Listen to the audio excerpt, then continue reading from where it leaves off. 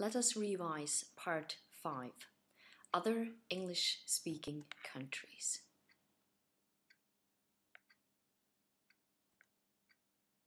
Let us first study the learning objective.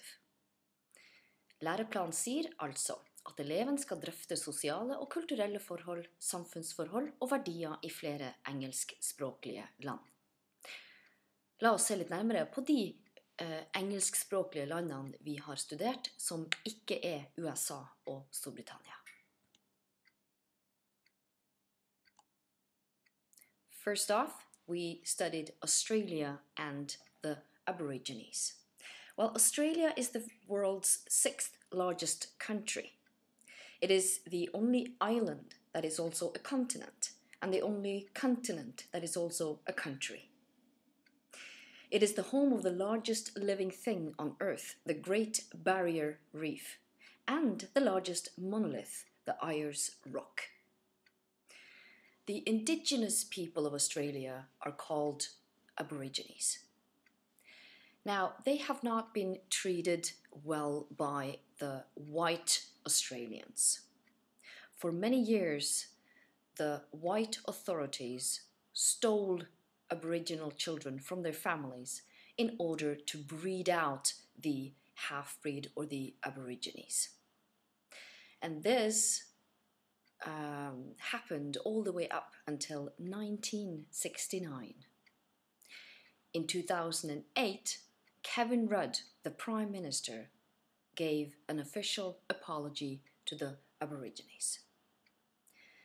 The Aborigines have experienced discrimination, prejudice, and also poverty and whatever social difficulties due to the way they have been treated by the white majority.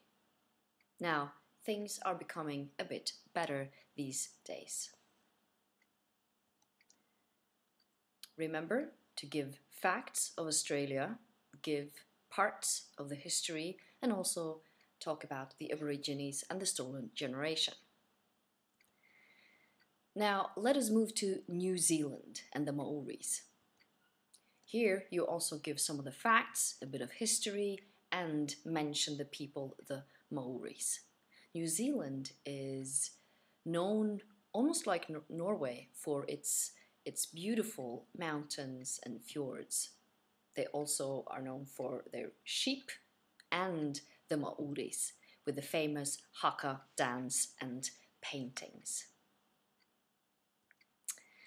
Moving on to Canada. Study the facts on geography, also a bit of history, and Canada today being a multicultural country, and also the fact that it is a bilingual country with the French in Quebec and the English speaking in the rest of Canada, and also mention the US-Canada relationship. The United States of America is definitely the big brother to the south of Canada. It is a huge country, and nearly 90% of Canadians live within 200 kilometers of the border with the USA.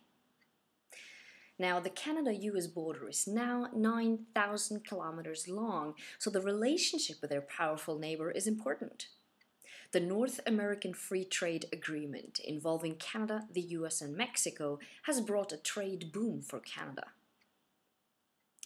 Now, Canada's foreign policy is distinct from that of the US. The country has committed troops to the war on terror, but does not back the US trade embargo on Cuba and did not send troops to Iraq.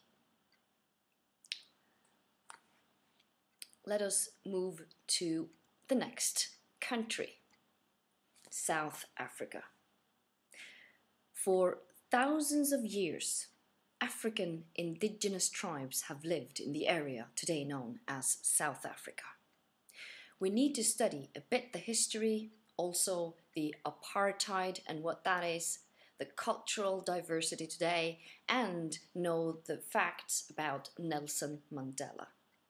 Now, the first Europeans to reach South Africa were Portuguese sailors and explorers in the 15th century. However, Dutch settlers were the first Europeans to establish permanent settlements in South Africa in the 17th century. Now, these Dutch settlers were known as Boers, meaning farmers. Later, they became known as Afrikaners. The British arrived in the late 18th century, and a conflict and power struggle arose between the British and the Boers. The British won, and the Boer Republic became British colonies. The various colonies in South Africa declared themselves independent in 1910, and the white minority population had virtually total control of the non-white population, of which black Africans constituted the vast majority. In 1948, the apartheid system was introduced, and all people were segregated by race, and the white minority continued to be in full control. The ANC, the African National Congress, a political party and a black civil rights organization, under the leadership of Nelson Mandela, started to fight against this injustice. Nelson Mandela was released from prison after 27 years, and in 1994 the first open and free elections were held in South Africa, and Nelson Mandela was elected president. Now, the transition from white minority rule to black majority government has been relatively peaceful. But the nation is facing great challenges today in terms of crime, tribal conflicts, illegal immigration from neighboring African countries, the AIDS scourge, and widespread poverty in spite of a growing black middle class. White people still control most of the country's economy, but the white population is decreasing due to emigration to other countries. Study, history, apartheid, cultural diversity, and Nelson Mandela.